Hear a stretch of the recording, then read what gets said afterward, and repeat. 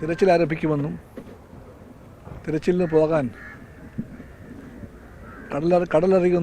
കടലിലെ ജീവിതം അറിയുന്ന 10 പേരെ കൊണ്ടുപോകാമെന്ന് മന്ത്രി പറഞ്ഞിരുന്നു ഇന്നലെ വന്നിട്ട്. അത് നല്ല ഉറപ്പായിരുന്നു. ആ ഉറപ്പ് ഇപ്പം എത്ര മണിയായി? 10:11 മണിയായിട്ട് പോലും ആ ഉറപ്പ് കുറിപ്പിൻ്റെ ഉറപ്പായിരിക്കുകയാണ്. എന്തുറപ്പാണിത്?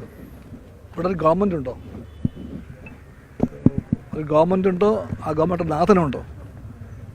എല്ലാ വകുപ്പും പരാജയപ്പെട്ടിരിക്കുന്നു. ഫിഷറീസ് വകുപ്പ്, റവന്യൂ വകുപ്പ്, പൊതുഭരണ വകുപ്പ് എന്ന് വേണ്ട എല്ലാ വകുപ്പുകളും ഒരുപോലെ പരാജയപ്പെട്ടിരിക്കുന്നു.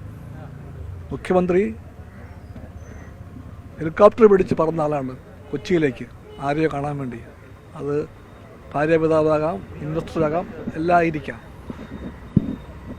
പക്ഷെ ഇവിടെ വരാൻ നേരെയില്ല. ഇവിടെ ഫോൺ ചെയ്യും, പക്ഷെ പറയുന്ന കാര്യം പാലിക്കണ്ടേ? കേരളമാകെ ഉണ്ടാക്കുന്ന കാഴ്ച നമ്മളെല്ലാം കാണുകയാണ്. ഒരൊറ്റ ക്യാമ്പിലും ആരുമില്ല നോക്കാൻ.